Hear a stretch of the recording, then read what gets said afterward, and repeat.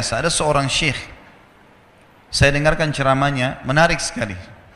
Saya tidak tahu orang itu siapa, tapi cuplikannya saya dapatkan dari seorang teman dari Jeddah yang mengirimkan ke saya. Orang ini cerita, syekh ini menceritakan, cuplikannya ada di HP saya, dia bilang, saya satu waktu pernah ke Mesir, dan di Mesir ini, saya lagi dari satu daerah mau ke Kairo, dari Iskandaria, satu kota, mau ke Kairo. Itu saya tiba di Kairo mungkin sekitar jam 2 malam. Pesawat saya selepas subuh harus berangkat kembali ke Saudi. Dia bilang, saya telepon pengurus masjid, saya mungkin mau mampir di masjid yang saya ceramah kemarin di Kairo itu. Saya mau tinggal di sana mungkin 2 jam, 3 jam istirahat. Nanti habis itu baru kemudian saya berangkat ke Saudi habis subuh. Dia bilang, saya masuk ke masjid, tiba jam 2 malam, turun dari mobil, saya lihat masjid, lampunya nyala semua nih. Kemudian setelah saya masuk masjid, saya temukan ada orang di mihrab, imam, lagi sujud, nangis-nangis. Luar biasa, tangisannya itu kalau orang dengar membuat orang yang dengar pun mau menangis. Jadi saking luar biasa dia merengeknya sama Allah dalam sujudnya. Kata syekh ini, saya pun sambil berdoa sama Allah, ya Allah kabulkan permintaannya orang ini. Walaupun saya belum tahu apa yang diminta gitu. Dia bilang selesai dia sholat, saya dekati dia, saya bilang, Masya Allah, doa apa ini? Luar biasa ini. Doa yang diikuti dengan tangisan di sepertiga malam menjelang subuh. Allah turun ke langit bumi, dikabulkan nih. Dia bilang, demi Allah syekh. Karena syekh ini orang Arab biasanya panggil, bisa orang pintar, bisa orang kaya, bisa orang tua. Jadi kalau antum dipanggil syekh, jangan bangga dulu ya. Karena banyak maknanya itu. Ya. Jadi dipanggil syekh. Dia tidak tahu, biasa juga di Saudi begitu ya. Kalau ada orang kita tidak kenal dipanggil syekh, syekh, sini syekh.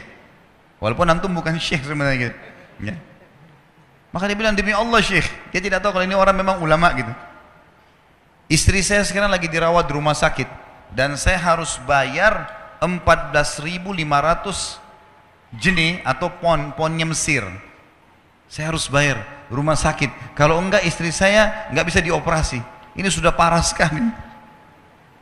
Kata syekhnya, jadi gara-gara itu kau sujud sama Allah. Dia bilang, iya, lanjutkan nangis sama Allah.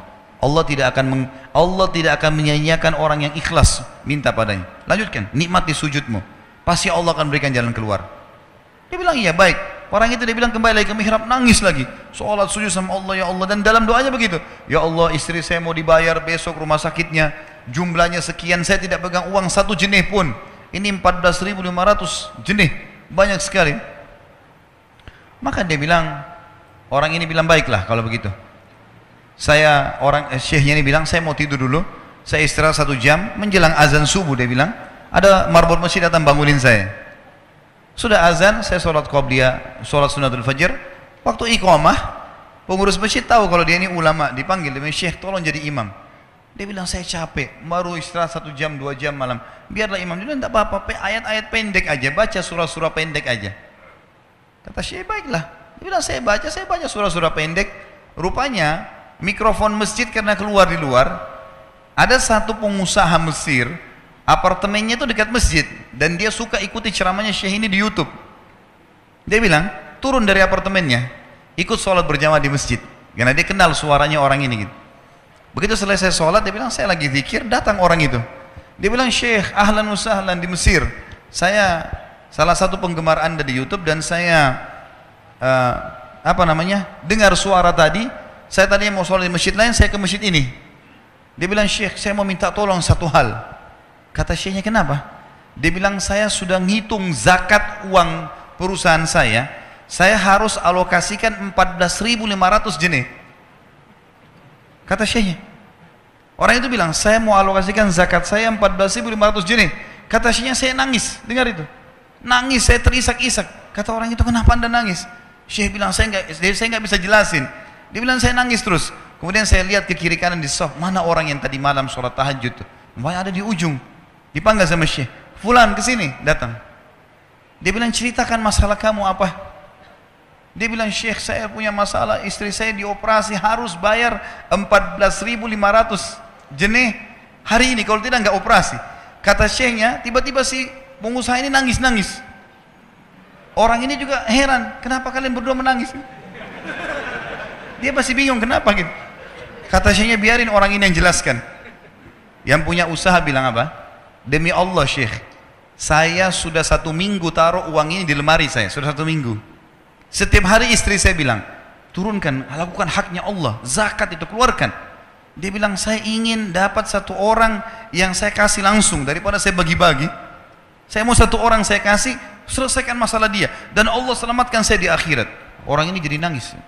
Orang yang punya minta butuh nangis. Kata pengusahanya, ini uangnya silahkan, 14.500. Semoga Allah selesaikan urusan saya di akhirat gara-gara saya bantu kamu. Kata syekhnya, demi Allah yang terjadi, orang ini yang siapa namanya, orang yang punya uang ini, yang dikasih uang, dia tiba-tiba lupakan saya dan lupakan si pemilik uang.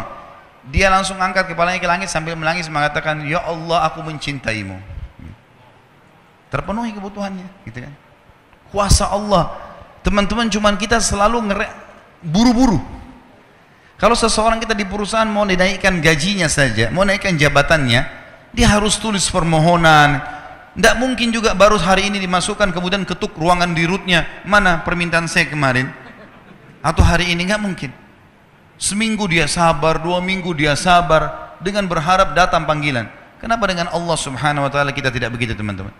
Banyak orang buru-buru dan kebanyakan orang mau menggantungkan permintaannya kepada Allah hanya pada hal-hal yang kecil. Hal yang besar tidak, atau sebaliknya, hal yang besar, hal yang kecil tidak. Kenapa tidak pernah minta sama Allah dikasih motor, dikasih mobil, dikasih rumah? Kenapa hanya minta kalau penyakitnya dihilangkan baru kembali kepada Allah? Itu pun seringkali kita jadikan Allah nomor 30, teman-teman sekalian. Ke dokter ini, ke dokter itu, resep ini, resep. Nanti kalau sudah mentok nggak bisa sembuh baru sholat tahajud. Hah? Salah. Islam mengajarkan kita apa? Sebelum makan berdoa, sebelum tidur berdoa, sebelum aktivitas berdoa, sebelum ke dokter doa dulu supaya Allah jadikan kesembuhan. Karena dokter resepnya cuma semoga lekas sembuh. Tidak ada pasti sembuh. Makanya teman-teman sekalian, kembali kepada Allah adalah jalan yang paling luar biasa gitu. Coba merengek kepada Allah SWT. Allah pasti tidak akan pernah memungkiri janji-janjinya.